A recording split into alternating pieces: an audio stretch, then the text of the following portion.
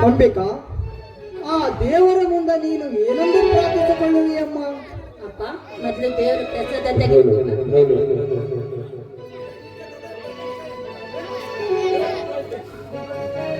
ದೇವರ ಹತ್ರ ಏನಂತ ಬೇಡ್ಕೊಂಡೆ ಅಂತ ಹೇಳ್ತೀನಿ. ಮೊದಲು ಈ ಪ್ರಸಾದ ಮಗಳೇ, ಈ ಮನೆಗೆ ಬಂದಾಗಿನಿಂದಲೂ ನೀನು ನಿತ್ಯ ನೇಮ, ಪೂಜೆ, ಪುನಸ್ಕಾರ, ಆಚಾರ, ಅಭಿಷೇಕ ಎಲ್ಲವನ್ನೂ ಮಾಡು. ದೇವರಿಗಿನ ಹೆಚ್ಚು ನನ್ನ ತಂದೆ ನೀನು ಅಂದಾಗ ಕಣ್ಣಿಗೆ ಕಾಣಲಾರ್ದ ಆ ಕಲ್ಲು ದೇವರಿಗೆ ಏನಂತ ಬೇಡ್ಕೊಳ್ಳಿ ಅಪ್ಪ? ಹೆತ್ತ ತಾಯಿಯನ್ನು ಕಳೆದುಕೊಂಡ ನನ್ನನ್ನು ಮುತ್ತಿನ ಹಾರದಂತೆ ನಿನ್ನ ಮಡಿಲಿನಲ್ಲಿಟ್ಟು ಜೋಪಾನ ಮಾಡಿದೀಯಾ.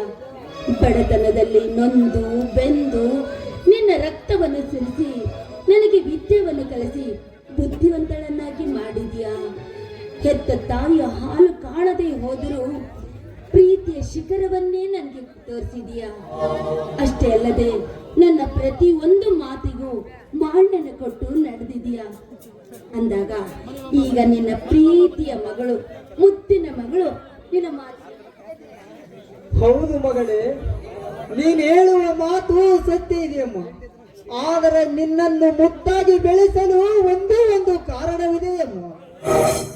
ನಿನಗೆ ಹೆತ್ತಮ್ಮ ನೀನು ಭೂಮಿಗೆ ಬಿದ್ದ ತಕ್ಷಣವೇ ಸತ್ತು ಹೋದಳಮ್ಮ. ಸಾಯುವ ಮುನ್ನ ನಿನ್ನ ತಾಯಿ ನನ್ನಿಂದ ಒಂದು ವಚನ ತೆಗೆದುಕೊಂಡಳಮ್ಮ. ಹುಟ್ಟುವ ಮಗು ಹೆಣ್ಣಾಗಲಿ ಗಂಡಾಗಲಿ ಕಷ್ಟದ ಕಡಲಲ್ಲಿ ಬೆಳೆಸಿ ಉನ್ನತ ಮಟ್ಟದಲ್ಲಿ ಬೆಳೆಸಿ ಕಾಣವರ ಕಣ್ಣಲ್ಲಿ ಕೀಳಾಗಲಿ ಕೈ ಒಡ್ಡುವ ಮಕ್ಕಳಾಗಬಾರದು ಎಂದು ಈ ಸಮಾಜದಲ್ಲಿ ಸುಶಿಕ್ಷಿತರು, ಸೌಜನ್ಯರು, ಸ್ವಾಭಿಮಾನಿಗಳೆನ್ನುವಂತೆ ಬೆಳೆಸಿ ಎಂದು ಕೊನೆ ಉಸಿರು ಬಿಟ್ಟಳಮ್ಮ. ನಿನ್ನ ತಾಯಿ ಕೊನೆ ಉಸಿರು ಬಿಟ್ಟಳು. ಅವಳ ಅಭಿಲಾಷದಂತೆ ನಿನ್ನನ್ನು ಹೆಜ್ಜೆ ಹೆಜ್ಜೆಗೂ ಎತ್ತರ ವಹಿಸಿ ಚಕ್ಕ ಚಿನ್ನದಂತೆ ಬೆಳೆಸಿದೆ. ನಮ್ಮ ಚಿನ್ನದಂತೆ ಬೆಳೆಸಿದೆ. ಮಗಳೇ, ನಿನ್ನ ಕಣ್ಣಲ್ಲಿ ನೀರು ಬಂದರೆ ನನ್ನ ಕಣ್ಣಲ್ಲಿ ರಕ್ತ ಬರುವುದಮ್ಮ. ಮಗಳೇ, ಬೆಳೆದ ನಿಂತ ನಿನ್ನಂತ ಮಗಳಿಗೆ ಮದುವೆಯೊಂದು ಮಾಡಿ ಮುಗಿಸಿದರೆ ನನ್ನ ಮನದಾಸ್ಯ ಮುಗಿತಮ್ಮ. ಮಗಳೇ, ಮುಗಿ. ಅಪ್ಪ, ನನ್ನ ಸಲುವಾಗಿ ಇಡೀ ನಿಮ್ಮ ಆಯುಷ್ಯನ್ನೇ ಮುಡುಪಾಗಿಟ್ರೆ ಹೆತ್ತ ತಾಯಿಯನ್ನು ಕಳೆದುಕೊಂಡ ನಮ್ಮಂತ ಹೆಣ್ಣು ಮಕ್ಕಳಿಗೆ ನಿನ್ನಂತ ತಂದೆ ಸಿಗಬೇಕಾದ್ರೆ 7 ಜನ್ಮ ಪುಣ್ಯ ಮಾಡಿ ಬಂದಿರಬೇಕಪ್ಪ. 7 ಜನ್ಮ ಪುಣ್ಯ ಮಾಡಿ ಬಂದಿರಬೇಕು ಅಪ್ಪ. ನನಗೆ ನಿನ್ನ ಪ್ರಾಣಕ್ಕಿಂತ ಹೆಚ್ಚಾಗಿ ನನ್ನ ಮೇಲೆ ಪ್ರೀತಿ ತೋರಿದೆಯಾ. ಅಷ್ಟೇ ಅಲ್ಲದೆ ಪ್ರಾಯದ ಮಗಳಿಗೆ ಅಮೂಲ್ಯವಾದ ಮಾಂಗಲ್ಯ ಧಾರಣೆ ಸಹ ನೀನು ನೀಡಿದೆಯಪ್ಪ. ಅಂದಾಗ ಮಾನವಂತರ ಮಗಳಾಗಿ ಹುಟ್ಟಿದ ಮನೆಗೆ ಕೀರ್ತಿಯ ಕಳಸವಾಗಿ, ಕೊಟ್ಟ ಮನೆಗೆ ಸತಿ ಸಾವಿತ್ರಿಯಾಗಿ ಬಾಳುತ್ತೇನೆ ಅಂತ ಸಂತೋಷ ಮಗಳೇ, ಸಂತೋಷ, ತುಂಬಾ ಸಂತೋಷ. ಈ ಬಡವನ ಮಗಳಾದರೂ ಮಾಡಿಕೊಂಡ ಗಂಡನಿಗೆ ಗಂಡ ಪಚ್ಚಿ ಆಗದೆ ಮನೆ ಮುಂದೆ ಬಂದರೆ ಬರಮಾಡಿಕೊಳ್ಳುವಂತ ರಗಿಳಿ ನೀನಮ್ಮ. ಮಗಳೇ, ಮಾನ ಮರ್ಯಾದೆಯ ಮಾತು ಸದಾ ನಿನ್ನ ಮನದಲ್ಲಿರದು. ಹುಟ್ಟಿದ ಮನೆಯ ಕೀರ್ತಿ ಕೊಟ್ಟವರ ಮನೆಯಲ್ಲಿ ಜ್ಯೋತಿಯಾಗಿ ಬೆಳಗಬೇಕು ಮಗಳೇ. ಮಗಳೇ, ಹೊಟ್ಟೆಗೆ ಹಿಡಿ ಹಿಟ್ಟ ಇರದಿದ್ದರೂ ಚಿಂತೆ ಇಲ್ಲ. ಆದರೆ ಗರತಿಯ ಮಾನ ಬಿಟ್ಟು ಕೊಡಬಾರದಮ್ಮ. ಕಟ್ಟಿಕೊಂಡವನಿಗೆ ಗಟ್ಟಿ ಬಂಗಾರವಾಗಿ, ಅಕ್ಕಪಕ್ಕದವರಿಗೆ ಹಾಲು ಹಣ್ಣಾಗಿ ಪ್ರೀತಿಸಬೇಕು ಮಗಳೇ.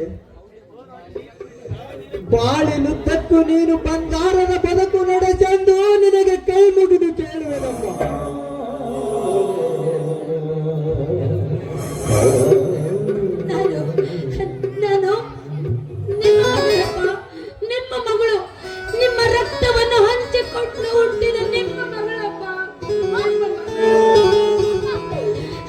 ಯಾವತ್ತಿಗೂ ನಿಮ್ಮ ಮಾತಿಗೆ ಕಳಂಕ ತರದೆ ಹುಟ್ಟಿದ ಮನೆಗೂ ಕೊಟ್ಟ ಮನೆಗೂ ನಾನು ಯಾವತ್ತೂ ಕಳಂಕ ತರೋದಿಲ್ಲಪ್ಪ, ಯಾವತ್ತೂ ತರೋದಿಲ್ಲ. ಅಪ್ಪ ನೋಡು, ಕೊಟ್ಟ ಮನೆಯಲ್ಲಿ ಎಷ್ಟೇ ಕಷ್ಟ ಬರಲಿ, ಎಷ್ಟೇ ತೊಂದರೆ ಬರಲಿ, ಅದನ್ನು ಹೊಟ್ಟೆಯಲ್ಲಿ ಇಟ್ಟುಕೊಂಡು ಜೋಪಾನ ಮಾಡಿ ದಿಟ್ಟತನದಿಂದ ನಡೆಯುವ ಧೈರ್ಯವು ನನ್ನಲ್ಲಿದೆ. ಎಷ್ಟೇ ದುಷ್ಟರು ನನಗೆ ಎದುರಾಗಿ ಬಂದರೂ ಅವರನ್ನು ಎದುರಿಸಿ ನಿಲ್ಲುವ ಫಲನೂ ನನ್ನಲ್ಲಿದೆ ಅಪ್ಪ, ಫಲನೂ ನನ್ನಲ್ಲಿದೆ. ಅಪ್ಪ, ಮಾನವಂತರ ಮಗಳಾಗಿ ಕೊಟ್ಟ ಮನೆಗೆ ಮಾಲಿನಿಯಾಗಿ ಹುಟ್ಟಿದ ಮನೆಗೆ ಕೀರ್ತಿಯ ಶಿಖರವಾಗಿ ನಾನು ಈ ಎಂಬ ಶೀಲವನ್ನು ಕಾಪಾಡಿಕೊಂಡು 3 ದಿನದ ಸಂತೆಯನ್ನು ಮುಗಿಸ್ತೇನೆ ಅಂತ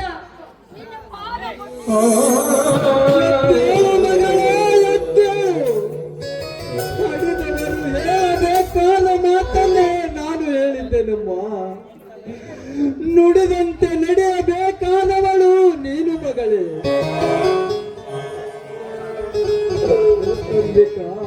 ಆಯ್ತಪ್ಪ, ಬಹುಕಾಲ ಉಳಿಯುವ ಹೆಸರು ನೀನು ಅಳಿಸಿಕೊಳ್ಳಬಾರದಮ್ಮ. ಹೆಣ್ಣಾದವಳು ತನ್ನ ಜೀವನದಲ್ಲಿ ಎಲ್ಲವನ್ನು ಕಳೆದುಕೊಳ್ಳಲಿ, ಆದರೆ ತನ್ನ ಹೆಣ್ಣತನವನ್ನು ಮಾತ್ರ ಕಳೆದುಕೊಳ್ಳಬಾರದಮ್ಮ. ಹೆಣ್ಣತನವನ್ನು ಕಳೆದುಕೊಂಡ ಹೆಣ್ಣು ಕಸ ತಿನ್ನುವ ಕತ್ತೆಗಿಂತಲೂ ಕೀಳಾದವಳಮ್ಮ. ಅವಳು ಹತ್ತ ಹೆಣ್ಣಾಗಿ ಇರದೆ ಮಣ್ಣಿಗೆ ಹೋಗುವ ಹೆಣವಾದರೆ ಎಷ್ಟೋ ಲೇಸು ಮಗಳೇ, ಎಷ್ಟೋ ಲೇಸು. ಆಯ್ತಪ್ಪ ನೋಡು, ನಿನಗೊಂದು ಮಾತು ಹೇಳ್ತೇನೆ, ನೀನು ಹೇಳಿದಕ್ಕೆಲ್ಲ ನಡೆದುಕೊಳ್ತೀನಿ. ನ್ಯಾಯ ನೀತಿ ಧರ್ಮದಿಂದ ನಿನ್ನ ಎಲ್ಲ ಮಾತನ್ನು ನಾನು ಪಾಲಿಸ್ತೀನಪ್ಪ. ಆಯ್ತು ಮಗಳೇ, ನನ್ನ ಆಶಯವನ್ನು ಈಡೇರಿಸುವ ಕೂಸು ನೀನು. ಆದರೆ ನಿನ್ನ ಮದುವೆಯ ಮಾಡಿಕೊಂಡ ಗಂಡನ ಮನೆಗೆ ವೈಭವದಿಂದ ಹೇಗೆ ಕಳಿಸುವೆ ಗೊತ್ತೇ ಮಗಳೇ? ಹೇಗೆ ಕಳಿಸ್ತೀಯ ಹೇಳಿ ನೋಡೋಣ. ಹಾಗಾದರೆ ಆಲಿಸಿ ಕೇಳು ಮಗಳೇ ನನ್ನ ಹಾಡು.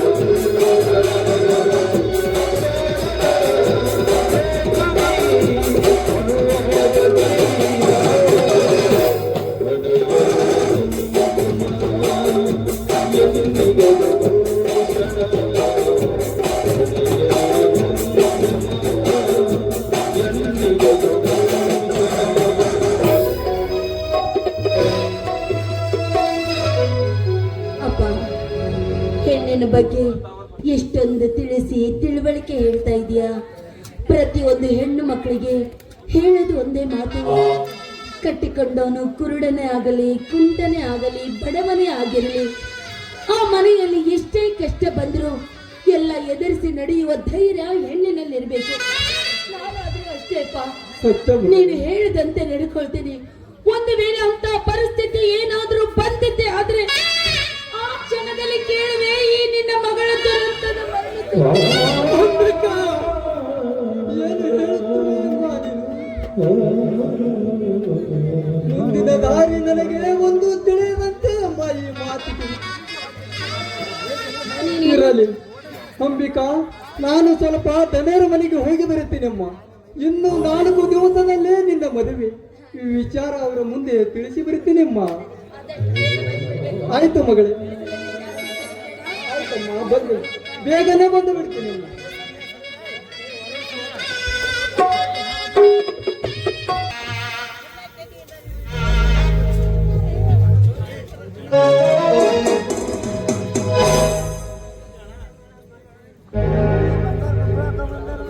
ಮಾದೇವಿ, ಮಗು ಮಾಂತೇಶ್ ವಿದ್ಯಾಭ್ಯಾಸ ಮುಗಿಸಿಕೊಂಡು ಇಂದಿಗೆ ನಮ್ಮ ಮನೆಗೆ ಬಂದು 3 ತಿಂಗಳಾಯ್ತು ನೋಡು.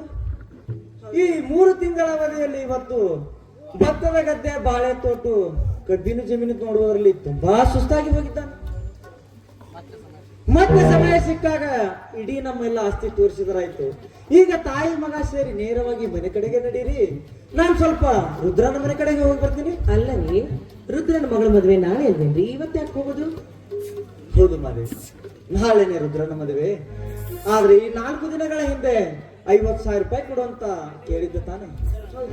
ಕೇಳಿದ ಮೇಲೆ ನಾವು ತಪ್ಪಿಸಬಾರ್ದು. ಯಾಕಂದ್ರೆ ಅವನ ಮಗಳ ಮದುವೆ ಅಂದ್ಮೇಲೆ ಅವನ ತಲೆಯಲ್ಲಿ 10 ವಿಚಾರಗಳು ತುಂಬಿರ್ತವೆ. ಅದಕ್ಕಂತೆ ಅವನು ನಮ್ಮ ಮನೆ ಕಡೆಗೆ ಬರ್ಲಿಕ್ಕಿಲ್ಲ. ಅದಕ್ಕಂತ ನಾನೇ ಹೋಗಿ ಹಣ ಕೊಟ್ಟು ಬಂದರಾಯ್ತು ಅಂತ. ನಮ್ಮ ಮಗ ಮಾಂತೇಶ ಇಷ್ಟೊತ್ತಾದ್ರೂ ಬರ್ತಾ ಇಲ್ವಲ್ಲ?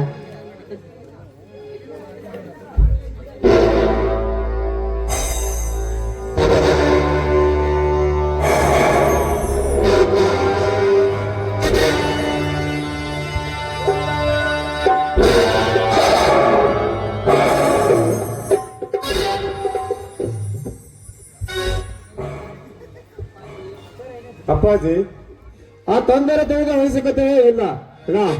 ಆ ರುದ್ರನೇ ಈ ಕಡೆ ಬರ್ತಾ ಇದ್ದಾರೆ ಅಪ್ಪಾಜಿ. ಎಲ್ಲಿ ಮಾಂತೇಶ್?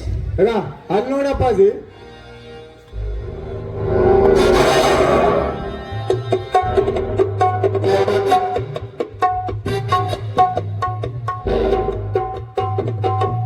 ಏನ್ರಿ ತಂದೆ ತಾಯಿ ಮಗ ಕೂಡಿಕೊಂಡು ಯಾವ್ದಾದ್ರೂ ದೇವಸ್ಥಾನಕ್ಕೆ ಹೊಂಟ್ರಿ, ಇಲ್ಲ ಯಾವ್ದಾದ್ರೂ ಒಂದು ಸಮಸ್ಯೆ ಬಗೆಹರಿಸೋದಕ್ಕಾಗಿ ಹೊಂಟ್ರಿ?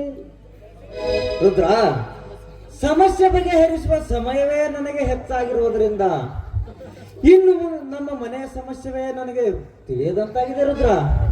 ಅದಕ್ಕಾಗಿ ಇಂದು ಮಾಂತೇಶನಿಗೆ ನಮಗಿರುವ ಆಸ್ತಿಯಲ್ಲಿ ಭತ್ತದ ಗದ್ದೆ, ಬಾಳೆ ತೋಟು, ಕಬ್ಬಿನ ಜಮೀನು ನೋಡುವುದಕ್ಕಾಗಿ ತೋಟದ ಕಡೆಗೆ ಕರೆದುಕೊಂಡು ಹೋಗಿದ್ದೆವು. ಇವತ್ತು ಸ್ವಲ್ಪ ಬಿಸಿಲು ಜಾಸ್ತಿ ನೋಡು, ಅದಕ್ಕೆ ಬೇಸರವಾಯ್ತು, ಮನೆ ಕಡೆಗೆ ಹೊರಟಿದ್ದೆವು. ಓ, ಹೇಗೋ ಮನೆ ಕಡೆ ಹೊಂಟ್ರಿ ದಣ್ಯರ. ಇಲ್ಲಿ ನಮ್ಮ ಮನೆ ಹತ್ರನೂ ಬಂದಿರಿ. ಮಾಂತೇಶ ದಣ್ಯರಂತೂ ನಮ್ಮ ಮನೆಗೆ ಒಮ್ಮೂ ಬಂದಿಲ್ಲ. ಇವತ್ತ ನೀವು 3 ಮಂದಿ ಬಂದಿರಿ. ನನ್ನ ಮನೆಯೊಳಗೆ ಒಂದು ಸ್ವಲ್ಪ ಕಾಲಿಟ್ಟು ಹೋದ್ರಿ ಅಂದ್ರೆ ಈ ಬಡವನು ಸ್ವಲ್ಪ ಉದ್ಧಾರ ಆಗ್ತಾನೇನೋ ಅಂತ ಆಸೆ ರೀ ದಣ್ಯರ. ತೋಟ ಗದ್ದೆ ಅಂತ ತಿರುಗಾಡಿ ತುಂಬಾ ಸುಸ್ತಾಗಿದೆ. ಹೇಗೋ ನಾಳೆ ಅಲ್ವಾ ನಿನ್ನ ಮಗಳ ಮದುವೆ ಇರೋದು? ನಾಳೆ ನಾವೆಲ್ಲರೂ ತಪ್ಪದೆ ಬರ್ತೀವಿ, ಆಯ್ತಾ? ತುಂಬಾ ಸಂತೋಷ ರೀ. ಖಂಡಿತವಾಗಿ ಬರ್ತೇವೆ ರುದ್ರ. ದಣ್ಯರ, ನನ್ನ ಮಗಳ ಮದುವೆಗೆ ನೀವು ತಪ್ಪದೆ ಬರ್ಬೇಕು ನೋಡ್ರಿ. ಬರ್ತೀವಿ ರುದ್ರ. ಈಗ ನೀನು ಹೋಗು, ಎಲ್ಲಾ ಕೆಲಸ ನಿನ್ನ ಜವಾಬ್ದಾರಿನೇ ಇದೆ. ಹೋತೇನ್ರಿ ದಣ್ಯರ, ಎಲ್ಲಾ ಕೆಲಸ ನನ್ನ ಜವಾಬ್ದಾರಿನೇ ಅದ ರೀ. ಆದ್ರೆ ನೀವು ಮುಂಜಾನೆ 9 ಗಂಟೆಗೆ ಬೇಗನೆ ಬಂದ್ ಬಿಡ್ಬೇಕು ನೋಡ್ರಿ. ಯಾಕಂದ್ರೆ ಇನ್ನ ಪೆಂಡಲ್ದವ್ರಿಗೆ ಹೇಳ್ಬೇಕ್ರಿ, ಅಡಿಗೆಯವ್ರಿಗೆ ಹೇಳ್ಬೇಕ್ರಿ, ಇನ್ನ ಆ ಕಡೆ ಈ ಕಡೆ ಲಗ್ನ ಪತ್ರ ಕೊಡ್ಬೇಕ್ರಿ. ಇನ್ನ ನನ್ನ ಕೆಲಸ ಬಹಳ ಅದ್ರಿ, ಜವಾಬ್ದಾರಿ ನನ್ನ ಮೇಲೆ ಅದ. ಬರ್ತೀನ್ರಿ ಅಪ್ಪ. ಏನ ಬರ್ತೀನ್ರಿ, ನನ್ನ ಮಗಳ ಮದುವೆಗೆ ಬರ್ಬೇಕ್ರಿ ನೀವು.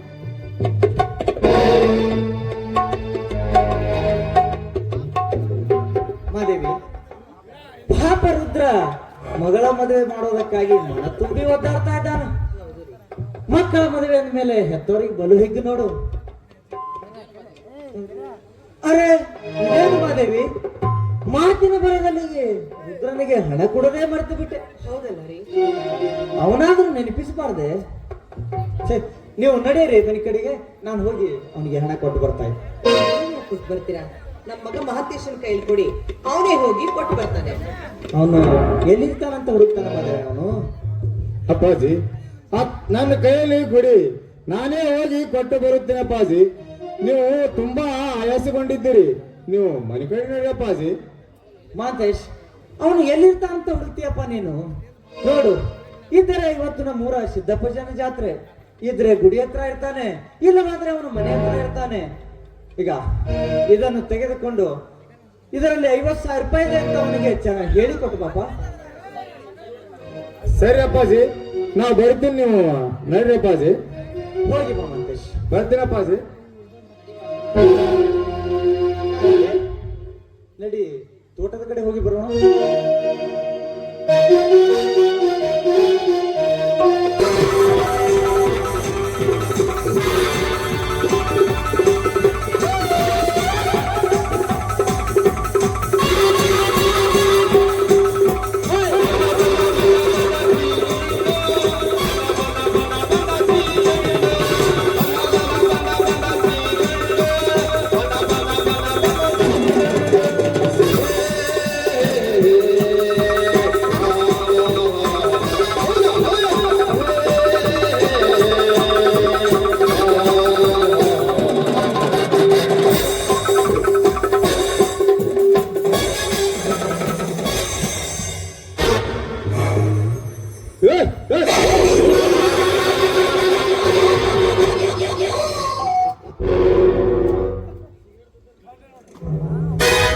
ರುದ್ರ, ಏ ರುದ್ರ, ಯಾರಿದ್ರಿ ಮನೆಯಲ್ಲಿ?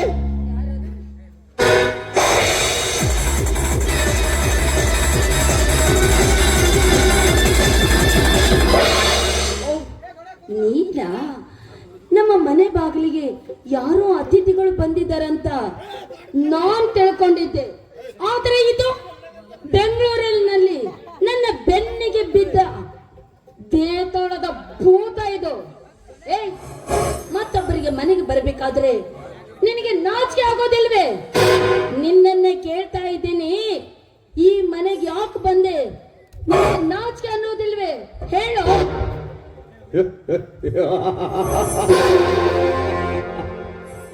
ಅಂಬಿಕಾ, ಬರಬೇಕಾದವರ ಮನೆಗೆ ಬಂದಿದ್ದೇನೆ ಅಂಬಿಕಾ.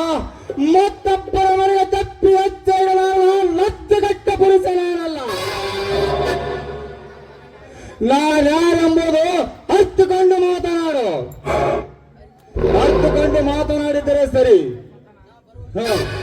ನಾ ಬರುವ ಮುನ್ನವೇ ಬಾಗಿಲಲ್ಲಿ ಸ್ವಾಗತ ಮಾಡಿಕೊಳ್ಳಬೇಕಾಗಿತ್ತು. ಈ ವಿಷಯನ್ನು ತಿಳಿಯಲಾರದು ನಿನ್ನ ದುರದೈವ. ಅಂದರೆ ನೀ ದನಗಾಲ ದಣಿ ಹತ್ತಿರ ದುಡಿವ ರುದ್ರನ ಮಗಳು ತಾನೆ? ಹೌದು. ಏನಾಗ್ಬೇಕೀಗ? ನೀನು ಬಂದ ಕಾರಣ ಏನೋ, ಮೊದಲು ಅದನ್ನ ಹೇಳು. ನೋಡು ಅಂಬಿಕಾ, ಬರಬೇಕೆಂದು ಬಯಸಿ ಬಂದವನು ನಾವಲ್ಲ, ಬರೋ ಅವಶ್ಯಕತೆ ಮಾಡಿಕೊಟ್ಟವರೇ ನಿಮ್ಮ ತಂದೆಯವರು. ಅಂದ್ರೆ ನಾನು ಈ ಊರಿನ ದಣಿರಾಜ್ ಏಕೈಕ ಪುತ್ರ ಮಾಂತಾಸ್ ದಣಿ ನಾವೇ. ನೀನು ಧನರಾಜ್ ಅವರು ಮಗ ಮಾಂತೇಶನ? ಹೌದು. ಏಕೆ? ಅಂಬಿಕಾ, ಅಂಬಿಕಾ, ಮೈಯಲ್ಲಿ ಹರಿಯುವ ರಕ್ತ ಹೆಪ್ಪುಗೊಟ್ಟಿದ್ದೆ ಅಥವಾ ನೀ ನಿಂತ ನನಗೆ ನಂಬದಂತಾಯ್ತು? ಇಲ್ಲ, ನೀ ಮಾತನಾಡುವ ನಾಲಿಗೆ ನಾಚಿಕೊಂಡಿದ್ದೆ. ಹೇಳು ಅಂಬಿಕಾ, ಹೇಳು, ನಿನ್ನನ್ನು ಪ್ರೀತಿ ಮಾಡಿದು ತಪ್ಪಾಯ್ತೆ? ತಪ್ಪು ಅಂತ ನಾನು ಹೇಳ್ತಾ ಇಲ್ಲ, ನಿನ್ನನ್ನು ನೋಡಿ ನನಗೆ ವ್ಯಥೆ ಆಗ್ತಾ ಇದೆ. ಯಾಕೆ? ನೋಡು, ಸಾವಿರಾರು ಜನಕ್ಕೆ ಇದಕ್ಕೆ ಬುದ್ಧಿ ಹೇಳಿ ಪಾಠ ಕಳಿಸುವ ಗಿಣಿ ಹುಟ್ಟುವ ಬದಲು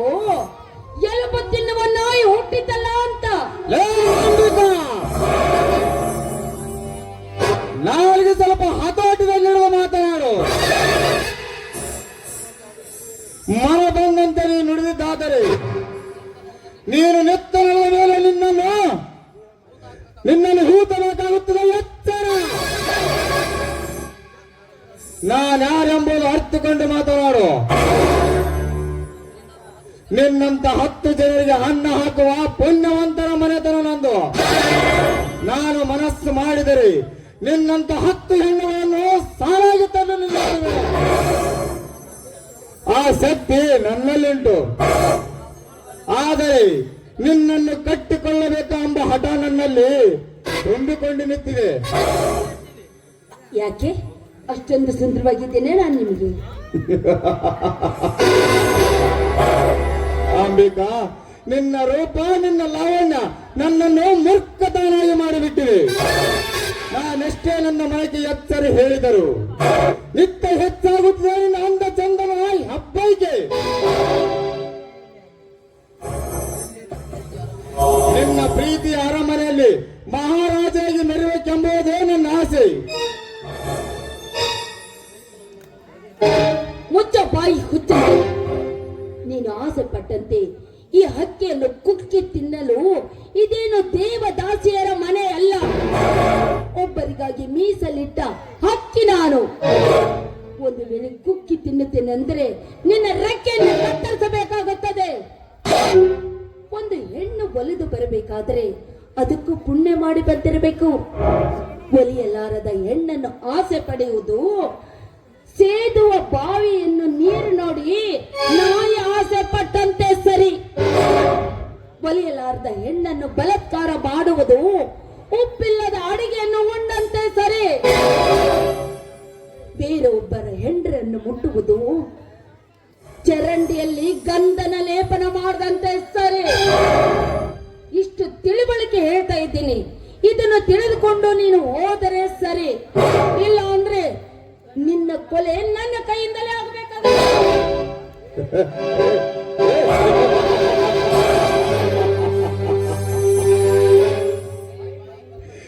ಲೇ, ಬಾಯಿಗೆ ಬಂದಂತೆ ಬರೆಯಲಾದರೆ ನನ್ನ ಕೋಪ ಬಿತ್ತು ನೆತ್ತಿಗೆ ಏರುತ್ತಿದೆ.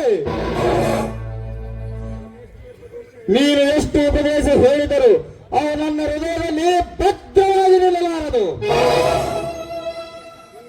ಈ ಮಾಂತೇಶನಿಗೆ ಗೊತ್ತಿರುವುದು ಒಂದೇ, ಹೊರದು ಬರಲಾರದ ಹೆಣ್ಣನ್ನು ಓಡುವ ಜಿಂಕಿಗೆ ಬೆನ್ನು ಹತ್ತಿ ಬೇಟೆಯಾಡುವಷ್ಟು ಸಂತೋಷ ನನ್ನ ಪಾಲಿಗೆ.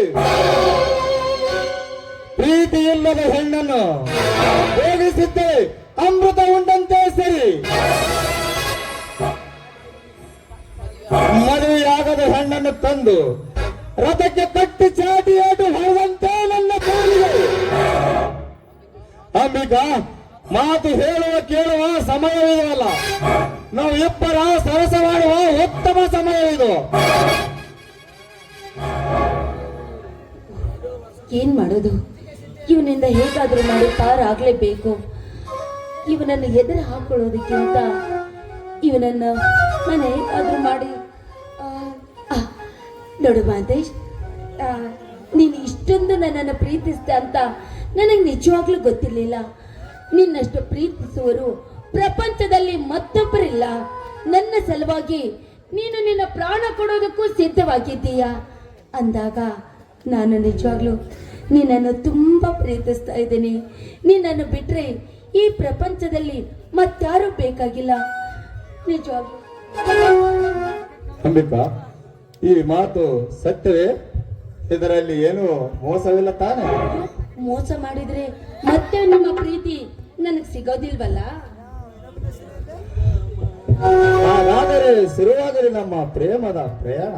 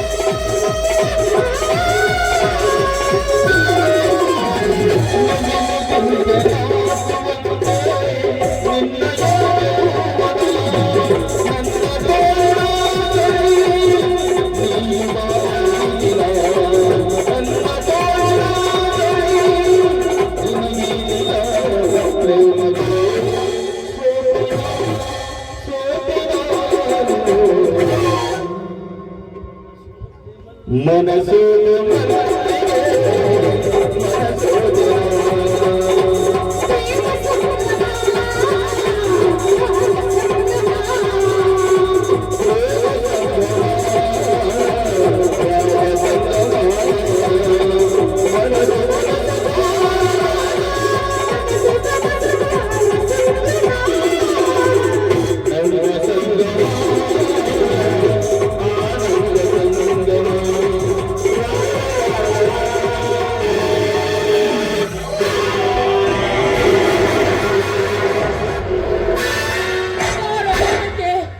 ಇವತ್ತು ಎರಡರಲ್ಲಿ ಒಂದು ತೀರ್ಮಾನ ಆಗ್ಲೇಬೇಕು.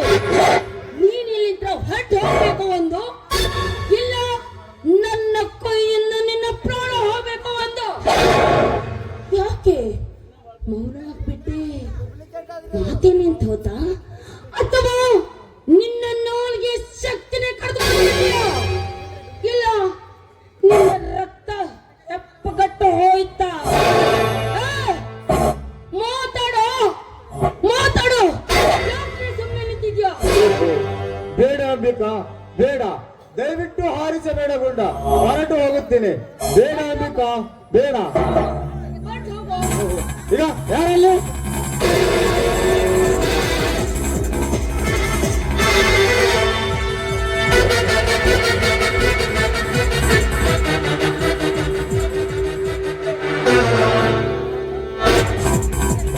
ಅಂಬಿಕಾ, ಯಾರು ನೆನೆಸಿಕೊಳ್ಳಬೇಕು ಈಗ ಮನೆಯ ದೇವರನ್ನ?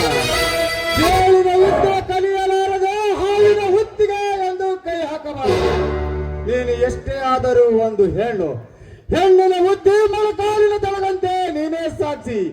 ನೆನೆಸಿಕೊಳ್ಳು ಈಗ ಮನೆಯ ದೇವರನ್ನು.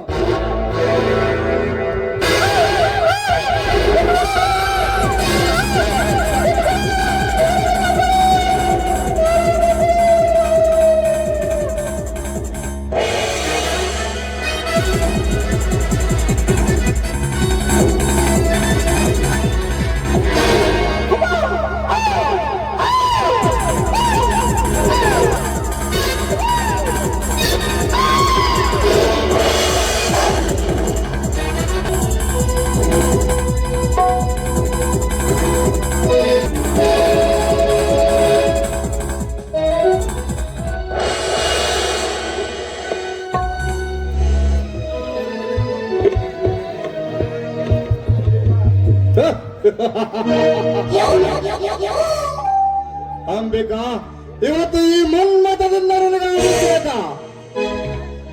ನಿನ್ನ ಅಂಬಿಗ ಹೊಳೆಯಲ್ಲಿ ನಿನ್ನ ಮೈ ಮುಟ್ಟಿದ ಮೊದಲನೇ ಪುರುಷ ನಾನೇ.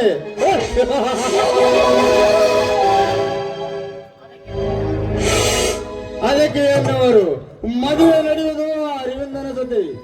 ಯಾರ ಹೂವ ಯಾರ ಮಡಿಗೆ ಬಿತ್ತು.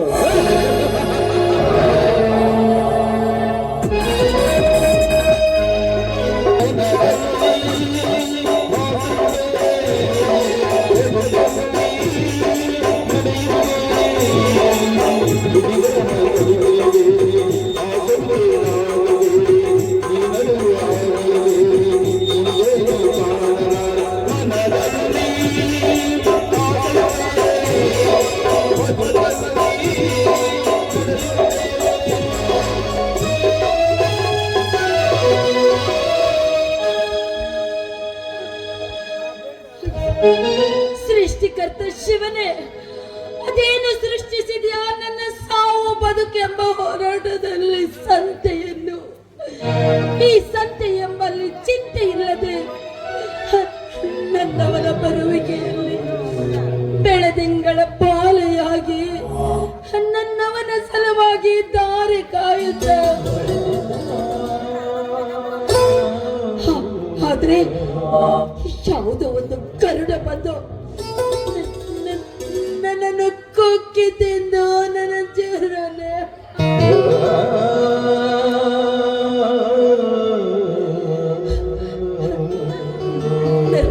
ನನ್ನ ಶೀಲವೆಂಬ ಶಿಖರವನ್ನು ಚಿತ್ರವನ್ನಾಗಿ ಮಾಡು.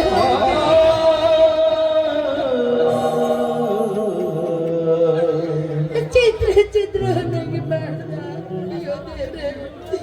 ಇದು ಪವಿತ್ರವಾದ ತುಂಬಿದ ಹಾಲು ನಾನು ಹೇಗೆ ತೋರಿಸಲಿ ನನ್ನ ಭಾವಚಿತ್ರವನ್ನು?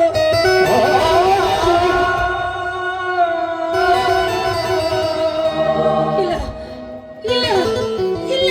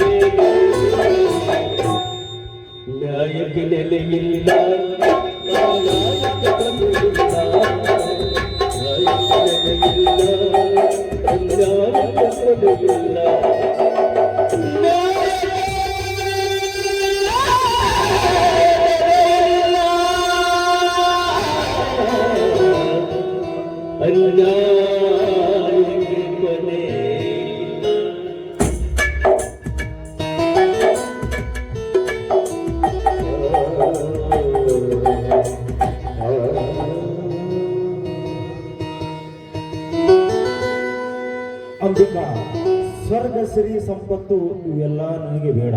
ನಿನ್ನ ಪವಿತ್ರ ಪ್ರೇಮ, ಶ್ರೀಮಂತಿಕೆ, ಶೀಲ, ಸ್ವರ್ಗದ ಸಮಾನವಾದ ನಿನ್ನ ಸೌಂದರ್ಯ ಶ್ರೀಗಂಧದಷ್ಟು ಪರಿಶುದ್ಧವಾದ ನಿನ್ನ ಗುಣ ಇದರ ಮುಂದೆ ನನ್ನ ಕಣ್ಣಲ್ಲಿ ನಿಜಕ್ಕೂ ಇವಳಾಗಿ ಕಾಣುವುದು. ಅಂಬಿಕಾ, ಇವಳಾಗಿ ಕಾಣುವುದು.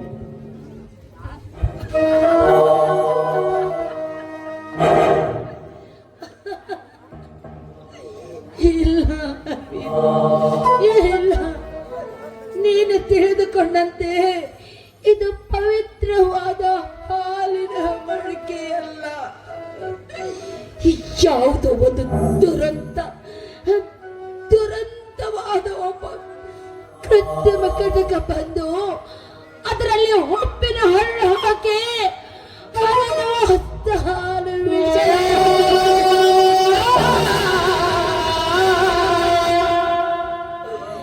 ಈಗ ಹಾಲು ನೀನು ತಿಳಿದುಕೊಂಡಂತೆ ಪವಿತ್ರವಾದ ಹಾಲಲ್ಲ, ಪವಿತ್ರವಾದ ಹಾಲಲ್ಲ.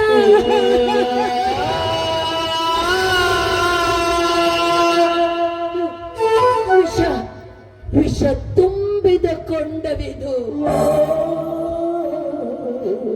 ನಾಳೆ ನನ್ನ ಮದುವೆ ಮಂಟಪದಲ್ಲಿ ಮದುಮಗಳಾಗಿ ಶೃಂಗಾರ ಮಾಡಿಕೊಂಡು ಕುಳಿತು ಬೇಕಾದ ನಾನು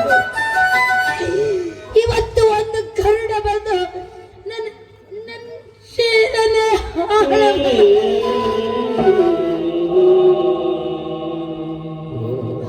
ಅಂದಾಗ ನಾನು ನಾಯಿ ಮುಟ್ಟಿದ ಮಡಿಕೆ, ನಾನು ನಾಯಿ ಮುಟ್ಟಿದ ಮಡಿಕೆ.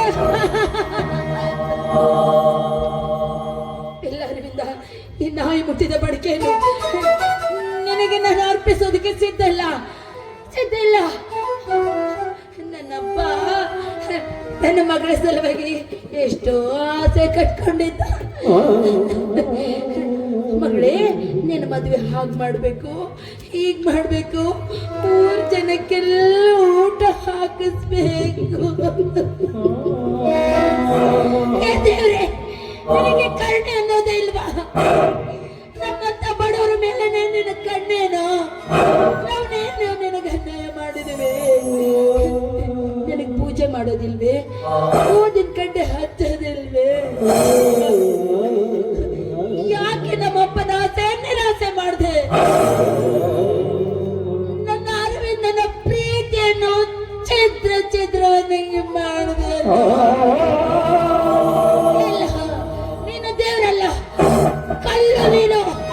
ನೀನು ಕಲ್ಲು ಅರಿವಿನ ನನ್ನ